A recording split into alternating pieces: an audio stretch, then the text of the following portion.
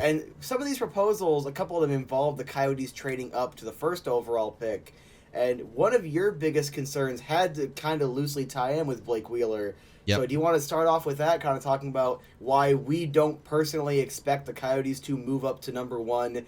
If anything, they would try to go up to number two to lock down Logan Cooley. But Yes. that's only if they genuinely, all the reports right now are suggesting New Jersey takes Slavkovsky. But if they felt they weren't and they wanted to lock down Cooley, that's the most I'm personally going to predict. Yeah, I think so. I think. Sorry, I was burping there. I think that would be a really good idea. As you were talking about with the Blake Wheeler situation, I do suspect some Blake Wheeler vibes coming from Shane Wright. We've heard a little bit of rumblings deep within the Eternal Core. Nothing solidified, nothing serious, just little baby rumblings about how it doesn't seem like Shane Wright is very interested in going to Arizona. And him being a Canadian-born citizen, that does not surprise me, as Canadians hate Canada, or sorry, yeah, well, they do hate Canada, but they hate Arizona more, and so it would not surprise me. I know there are plenty of Canadians who do love Arizona. I want you I want you to know that. I'm kidding. It's just your media is cynical. extremely We're toxic. just having fun. Yeah, you know, and I know that Leafsnet is very toxic to Arizona. Okay, so, and And as for, sorry, go ahead. I was just gonna say you looked a little confused there. I was gonna say that's Sportsnet, but we all know it's Leafsnet. Dude, everything in Canada is just covering the Leafs, even if it's supposed to be covering something else. But full disclosure, take this with a huge grain of salt, because I'm not allowed to disclose who I heard this from, but one person that I do know very well, who was involved with the organization that Shane Wright was currently playing for, I can at least, at the very least, say I know where he wants to go. I don't want to give that info out, but he has no interest in Arizona. And Logan Cooley has already made public statements that he's interested in what's going on over here. So even if Shane Wright is the better player, which I think Shane Wright's going to be a better all-around player, I think I agree with you. Cooley probably has that higher potential, like offensively, which we could really use. If I'm going to go for one, I'm going to go for the player that has already showed interest. Even if he's lying, he's at least willing to say the right things, as opposed to someone who, like I said, grain of salt, no interest in Arizona whatsoever. Does not want to come here. So if they do anything, it would be a pick swap with New Jersey. I don't know how you work with that. You could probably throw like Krauser in, depending on who you're swapping around. That's not really important now. Just that's the max I'm going to see them moving up. Though I would not mind a little 4D chess. We'll go ahead and just kind of skip over this part of the proposal. If they do get first overall, you then flip that to get like fifth and eighth, or whatever. Like you try to get two more picks around the top 10 to 13 or so you just basically like double what you would have gotten. It's still risky to do that, but that's the only way I can see them going for first overall, and it might just not be worth the 4D chess and the amount of assets changing hands to try to pull it off. Yeah, I don't see that happening. These are great 40 chess moves, but we've never seen like these 40 chess moves actually play out. Like there's only a few times where it actually happens, and that's when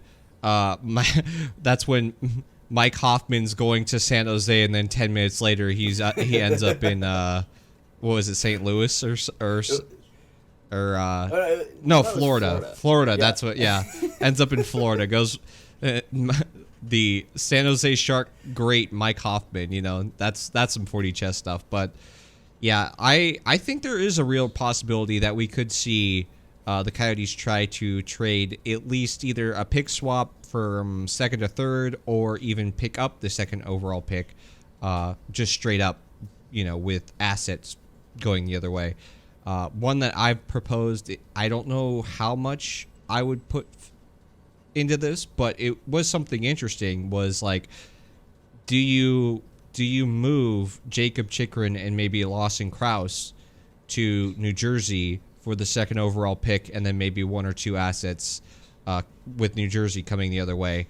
Because the biggest criticism that New Jersey's faced in the offseason from the media has been that they need something big physical on the wing to help out the flashy young kids that are down the center the center depth there. So, look, that's why Slavkovsky has projected to go so high and why he's projected to go second overall.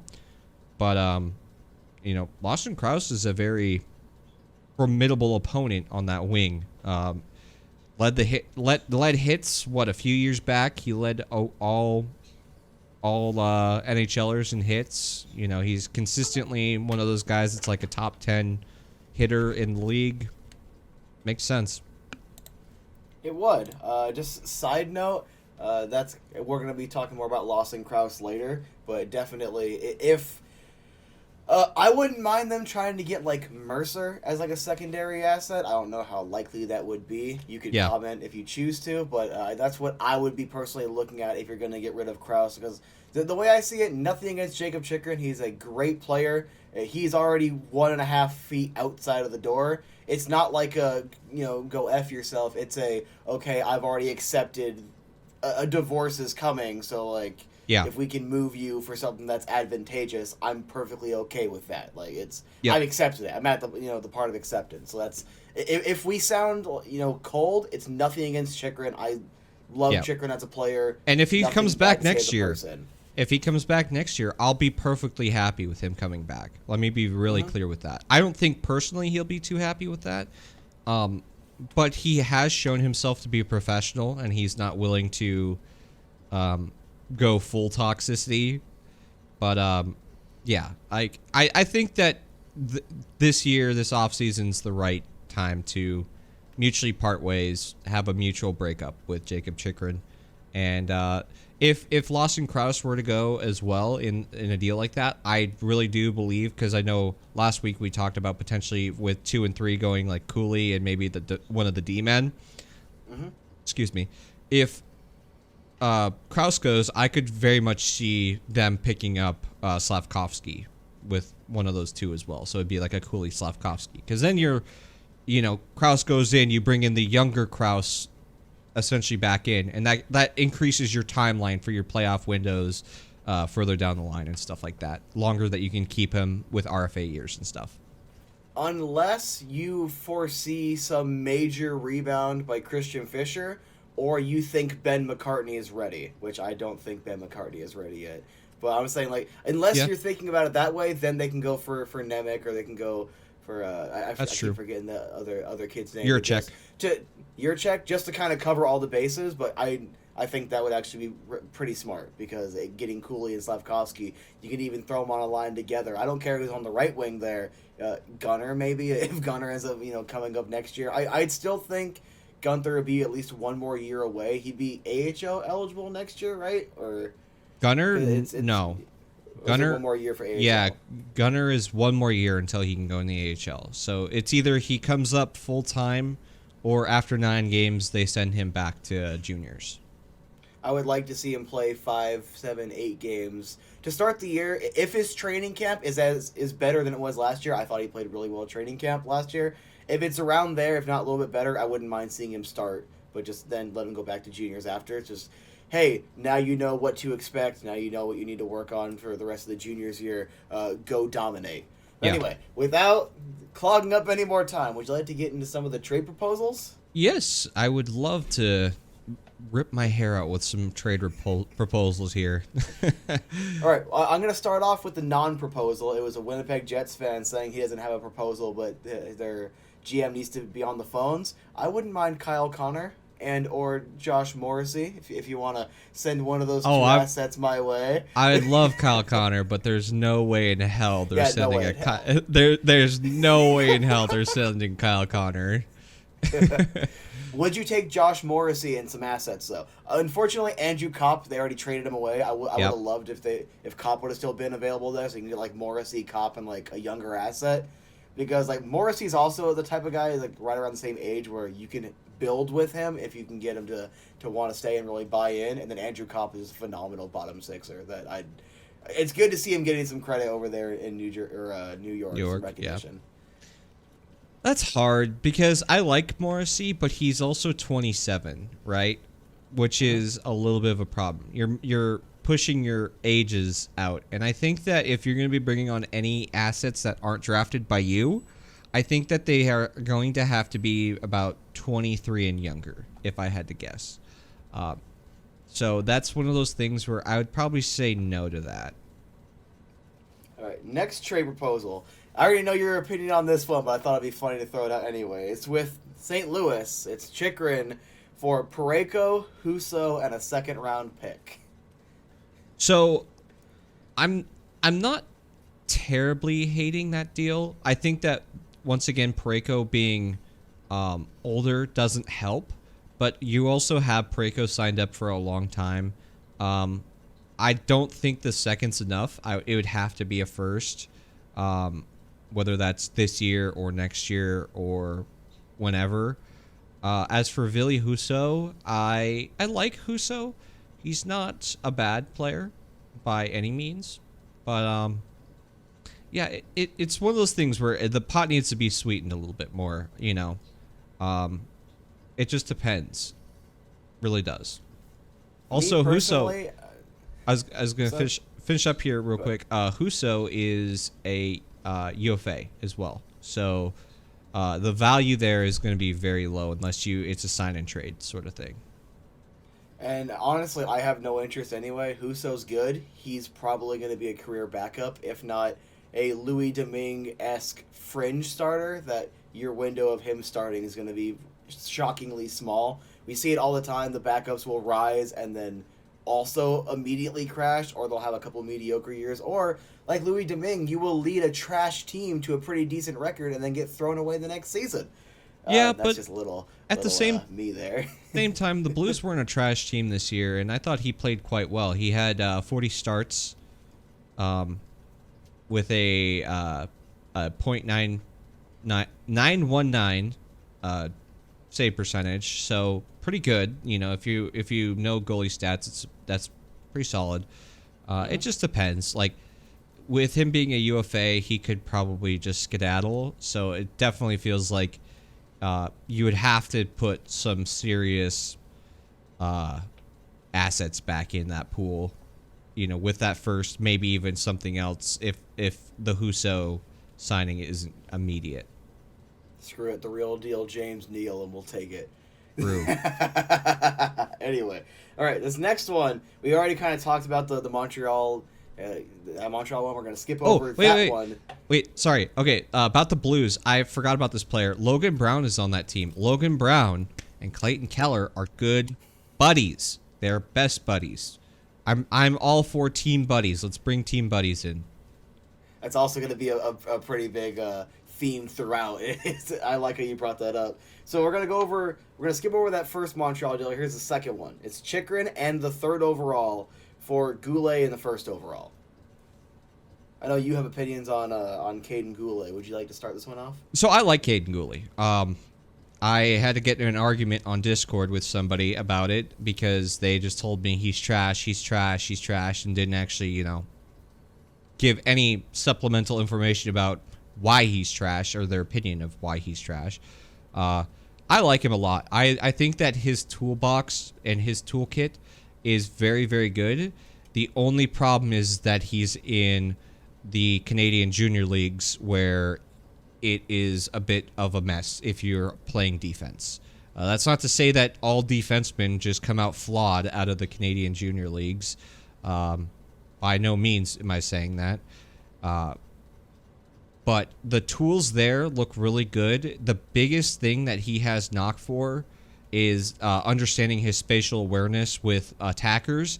And also another one that I looked at personally was that his recognition of taking the right line once he's been beat back to the goaltender.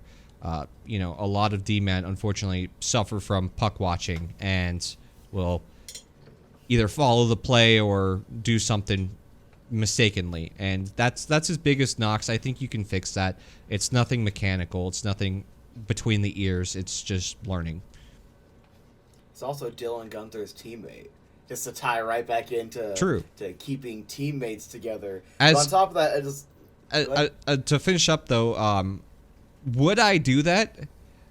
No, I don't think so. I think that if you're looking at what Bill Armstrong's trying to do value-wise, I don't think that's enough value. personally speaking.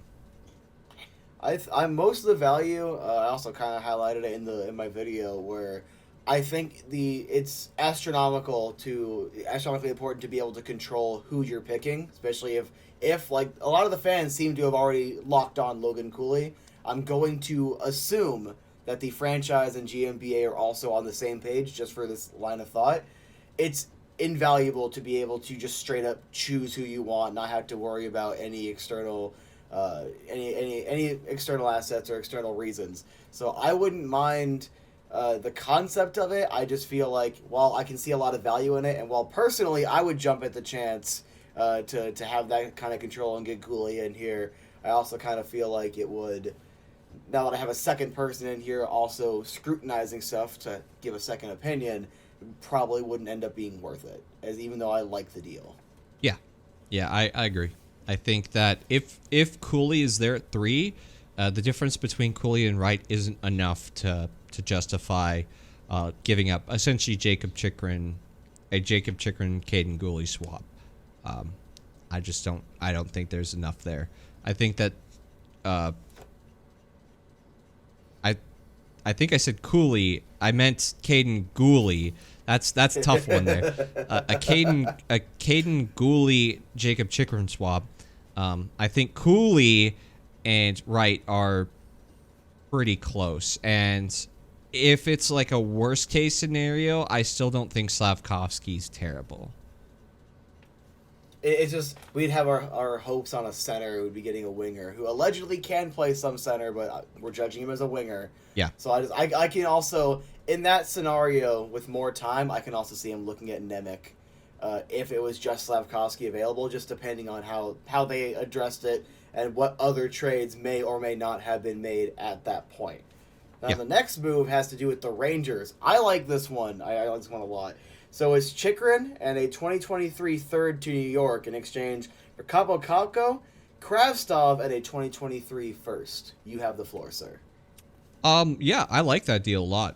I think that we would absolutely take that. I'm all for that deal. I don't believe Kaapo Kakko is a center, right? So you wouldn't be getting a center. Wingers. Yeah, they're both wingers. So that's what I was thinking. Kravtsov was the one who didn't show up, right? He was having problems, if my memory serves me. I think they wanted him to go to the minors so they didn't have a roster space for him. Yeah, so he only played in like 20 games in 2020, 2021. He didn't play for the NHL level this year. He went back to either the KHL or one of the European leagues. I don't know too much about Kravtsov. I've seen some of the highlights that he was pulling off when I think it was the KHL. I like the idea. I think that it would be worth it to me to give it a shot. It is Magic Beans. It is a little bit Magic Beans. But Kakko, I know, is a good player. I watched him in the scouting years. I really liked Kakko. I thought he could have gone first overall over Lafreniere. Not Lafreniere. Jack Hughes that year, I believe. Jack Hughes. I thought he could have gone first overall over Jack Hughes, just specifically 1-to-1, but obviously Jack Hughes, being a center, was much more valuable. And that looks like the right pick so far, obviously, numbers-wise. But also, something to keep in mind is that the Rangers historically have been terrible at developing young assets. I don't know what it is about that organization, but if you look at some of the best assets they've had, it comes in via free agency, trade, etc., etc.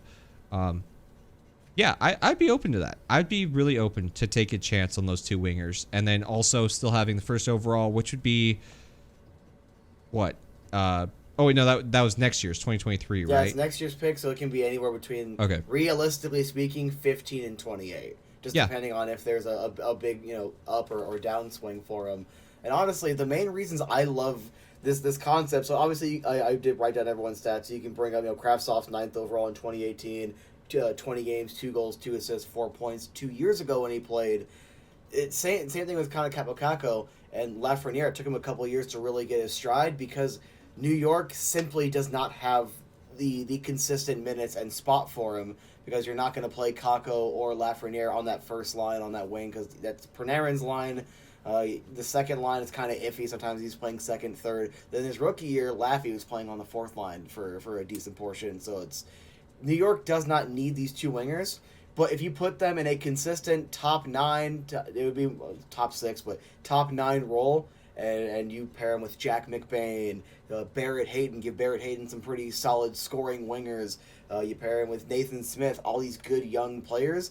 Worst case scenario, Kraftstov just got a 1-year extension. I think Kakko's up in 1 more year, so you can extend Kakko and then sign and trade him next offseason, or try to sign and trade try to sign and trade Kraftstov, and you can try to get out from one of them, and you at least have that first round pick, and you are like, hey, we're going to try to bring in some elite level, like, young talent. Like, I see so many positives there.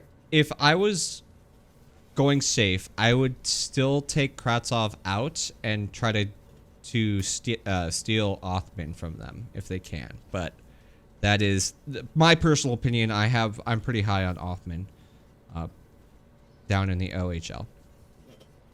Sticking in New York, you didn't sound like you were too big of a fan of this one. So this was allegedly a rumored deal or a rumored offer or proposal between the Islanders and Coyotes. So it's Chychrun for Beauvillier, Robin Salo, Aatu Ratu, and a first-round pick. So if it was the first-round pick this year, that's actually not terrible because I'm pretty sure it's a little bit higher for them. I think they're sub 10. I don't remember. I'd have to go back and look. I know they're at least not the very top or the very bottom. I think they're somewhere closer to the middle. I'm not super high on Beauvillier. I know some people really like him. I don't know. There's some things about his game that worry me a little bit. To being somebody that would be effective here in Arizona. Yeah, it's just one of those things. I know that you also like Aatu Ratu, and I'm not super big on Aatu Ratu either. My biggest thing with Ratu, obviously we drafted his brother a couple of years ago. He has yet to sign his ELC. That could change. You can have both of them play in the AHL, get some time together. Tucson can really use some extra talent down there. But he's also projected, the main reason he lost so much draft stock is he's developed more of a two-way game, probably at max third-line center, 30, 35 points a year. But with better overall defending, he could still be an elite level defender, good two-way player. I see a tremendous amount of value in that, and I would like to have that on the team, plus that first-round pick. And Beauvillier, I just like Beauvillier. I thought he was a center. Apparently, he's a wing, or at least listed as a wing. But I like Beauvillier. I know you have a lot of problems with his game. I still think worst-case scenario, you can still try to flip him and get some younger assets from another team that could use it. So no matter what, I see the value here. But while again, in isolation, whenever I say I'd accept, I'm talking about in isolation, not in a bidding war. Even though I'd say yes to this deal, I can also completely understand the perspective of try to get a little more or just kind of walk away. And I have no opinion on Robin Salo. None. He could be great. He could be terrible. I have no opinion. I don't know too much about him, so it's not really a name that I've followed up on. You ready for Toronto? Oh God! All right, no. Chychrun to Toronto for 2 firsts: Rasmus Sandin, SDA, and Alex Kerfoot, who is coming off a career year. Okay, so now the more I think about it, those firsts are going to be worth a lot more because they'll never make it out of the first round. So those picks being sub 20 is actually I didn't project that one. I can't keep up with the gag. It's a maybe, right? It's a maybe to me. So, like, I think 2 firsts to them is too much because they have a lot more value in their firsts until they make it deeper. If you're, like, a Florida Panthers, your firsts aren't worth nearly as much, hence why you pick up, what was it, Hagel with your first? Or one of them. I don't know. But, you know, the Florida Panthers traded away their first because they expected to go deeper. Yeah, I don't know. Like, I know some people are high on Sandin. I'm still kind of like, eh. Like, is it Nicholas Hjalmarsson or is it Luke Shen, right? Like, because that's a big difference to me. I think one thing I like Sandin because essentially he's limited minutes or limited games, 51 games, 5 goals, 11 assists, 16 points. He's not going to be a big offensive producer, which to me is fine. If guys like Bianco can step up, other young defensemen can step up, you don't need that. But a +9, I think there is like 2 positive plus-minus players in the Coyotes all of last year. Note that could be slightly or greatly affected by the team he was playing on, not necessarily his talent. But I think there's enough there to justify looking into it and that being potentially a solid addition. Kerfoot, 1 year left on his deal, I would just try to... Now that I'm thinking about it more, try to put him in the top 9 to see if his value goes up and flip him at the deadline. Yeah. SCA, I think he's a solid young player. At the very least, could make Tucson better. And then, of course, having those 2 first, I would take it because there's... Again, I'm looking at these deals as how many quality young assets are you getting? And then on top of that, with guys like Beauvillier and Kerfoot, in hindsight, what can you flip them for? Yeah. So it's like, it's as long as it forwards this youth movement, it gives us higher quality assets. And again, in 2 years, let's say they are now a competitive playoff team in 2 years. It's a quicker rebuild. We have all these assets. Okay. Other teams that are also looking to get younger, well, we can trade some of those assets for a good veteran that would help us now, or we can trade them for this or that would help us now. Or in 5 years, we can still have all these assets and still do the same thing. So it's getting more assets. It's a good problem to have, even if it's all 32 7th-round picks.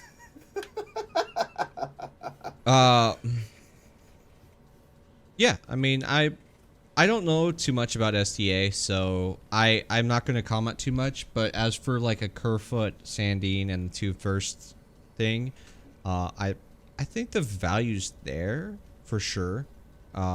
It's just, is it here's all my garbage to make the value there, or is it here's all my valuable stuff? You know, some of my valuable assets, right? Like that's what you got to ask yourself. Yeah, I definitely think that the value is reached. It's not like a touch, you know, give me a smidge more. I don't think it's that. I think that the value meter has hit for me in my head, but the is it stuff that makes a difference to your club? I don't know. I don't mind some potential. No disrespect to Kerfoot. Again, coming off a career year, I don't trust career years. I don't. And then next year going into a contract year. Yep. So it's that's why I do not trust career years, especially if they line up within a year of a contract year or on the year.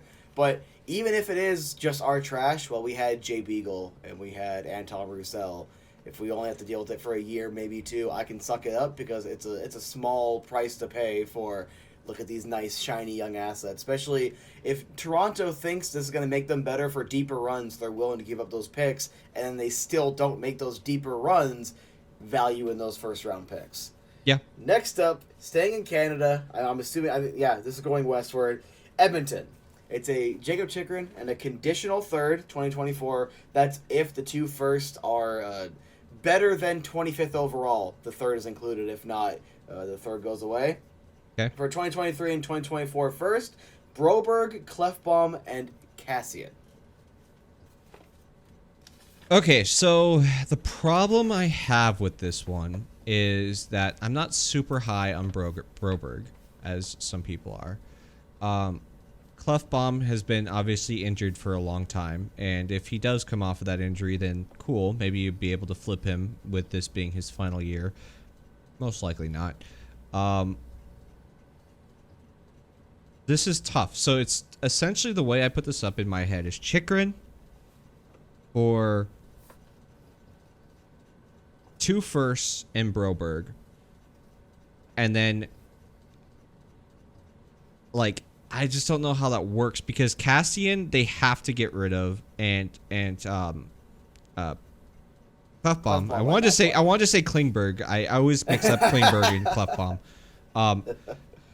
Those 2 are assets that have to go because they need the cap space, which is interesting to me because do you let them out, you know, or do you put them over a barrel, hypothetically speaking? Because remember, if we want to put in some comp comparisons. Patrick Marleau, who was like $5 or $6 million, was traded to Carolina for a first-round pick, which ended up turning into being, I think, Seth Jarvis. Oops. That's a pretty good pick. With that being said, Cassian and Clefbaum add up to what, $7 million, roughly $7 million in cap space coming off the books. I think Cassian is 3, right? Yeah, and Clefbaum is 4. But obviously, that being said, does Clefbaum ever come back, or does he go on LTIR? We can question this. I would say no to this deal. I think that you can get more. Unless you sweeten it up a little bit more, I would say no, because cap space is going to be invaluable this year. I think that a lot of teams are going to need it because they have RFAs and UFAs that need to be re-signed. There are also a lot of teams that want to go after said UFAs that are not being re-signed. So I don't think it's one of those things where it'll have to be a balancing act and it'll have to be just right. I don't think you're going to weaponize your cap space to the point where it's just no longer valuable to the to teams because they won't take it. They won't do the deals. We saw this with Seattle. They tried to weaponize their cap space, and Bill Armstrong came walking in and going, second round pick, second round pick, second round pick, second round pick. Right. So I don't think you're going to see a lot of putting a team over the barrel, hypothetically speaking, for picks, like specifically first. I don't think, just to give an example here, I know I'm filibustering a bit here. I want to toss it back over to you.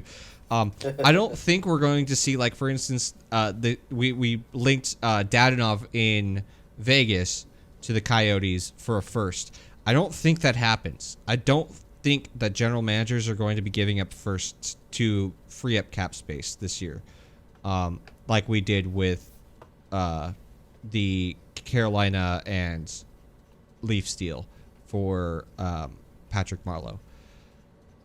So I would say if you add in maybe like another second, I could see that going through. I was just gonna say they'll give up a prospect that they don't see as being a top sixer, and then it'll turn into a top 6 somewhere else and still make them look silly. But I was thinking a second round pick, but the reason I was okay with the value, and I would still consider it, is because Clefbaum, worst case scenario, that's going on LTIR, meaning it's essentially like you never got the contract. You're just having the insurance pay on the contract, so you could still weaponize that same amount of cap space. The problem is you have to be 100% sure he's not going to play if you are just going to say, hey, we'll take it, but just to have it on the books. Because if you look at what Buffalo just did, in Buffalo, a 7th round pick, Buffalo wanted to get to the cap floor. So that's why it was so low, because, hey, we'll take that contract off. We're not going to put him on LTIR. So if Clefbaum is going on LTIR, I think the value is fine. If Clefbaum is not, I can see what your point being like, hey, throw in an extra second or something. I don't really know anything about other prospects in Edmonton. But just so we are not running over, one final trade. Okay. I like this one. If I had to choose, like, what gun to my head, pick one of these deals, I'm picking this one for a couple of reasons. Anyway, so it's Chychrun, Fisher, and a 2024 4th to Calgary. For a 2023 and 2024 first, Sean Monahan, Milan Lucic, and Matt Coronado. And because of some disagreements in that Twitter thread with that user and someone else, they also threw in another 2023 pick, I'm going to assume 3rd round, and then Connor Zary. And I'm pretty high on Connor Zary. So I look at that huge deal. Coronado, for context, was a teammate with Josh Doan, that Chicago Steel team that I think they won their championship. For 85 points in 51 games, and then this year in Harvard, 34 games, 18 goals, 18 assists, 36 points, maintaining above a point a game at every level so far. At least these last major couple of levels, continuity with Joshua Doan. Whenever Doner's ready to come out of college, maybe he will as well. They can both go to Tucson for a year. Maybe they both play in the NHL. I don't know where you fit Coronado specifically. It depends on how the roster is constructed. I see a lot of value there. And Sean Monahan might be on LTIR because of that hip surgery. I think he's a good player. He's had some struggles. I'm not going to try to defend the struggles. I'm going to look at his talent. I think he's good. If he ends up playing, he could, with a higher role on this team, a lower pressure situation, whatever, could increase his value at the deadline and get you even more young assets and value. And all you got to do is suck up, I think it's 1 year of Lucic. And if they time the deal right, they only have to pay that $1 million base salary. It just depends on when the signing bonus is paid out. I think that's after free agency. You can correct me if I'm wrong, but it depends on when they make this deal. There is almost no risk here. It's just, hey, Lucic is on your fourth line for a year. Yeah, I would say yes to this as well. I think that you get Coronado, you get... I think Zeri is an overpayment at that point. I think that you can't say no if Zeri's added. You said 2 firsts, right? So 2023, 2024. Sorry, I'm trying to go back over this in my head. It was 2023, 2024. Zeri, Coronado, probably third round pick. Okay. So you know all the assets, all the young assets. Okay.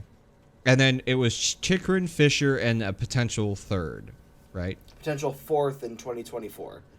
And then it's just 1 year of each Lucic and Monahan, and Monahan might go LTIR. Yeah, I would say yes to this. I think that gives you the value that you're looking for Chychrun with Coronado and the 2 firsts. I think three first round assets was the asking price. I think that suffices it. And then Zeri and a potential third for Lucic and Monahan. Monahan potentially going to LTIR. I think that makes a lot of sense. And even more so is that the Coyotes will have 2 more buyouts, or what the little thing of 3. I always forget what it's called. It's not buyouts. Retainment slots, right? Retainment slots, yes. Slots. So you'll have retainment slots. I could see Lucic going at the deadline with 50% retained to somewhere who wants a bruiser, right? 2 million or 2.5 million. You get like a 4th, 5th, 6th, somewhere in there. You know, you could flip him at the trade deadline. As for Monahan, I don't think he'll ever play, but maybe he does. Andrew Ladd was playing on the Coyotes. Like, remember that was a serious injury that he recovered from. Shane Gostisbehere was told that he was done and he's not playing in Philly anymore, and then he put up 50 points in the Coyotes uniform. So wasn't that also more than any Philly defenseman? Ironically. Ironically, it was more points than any Philly defenseman this year. So, yeah, I could see this trade happening, and I would be happy with this trade, for sure. I agree with you.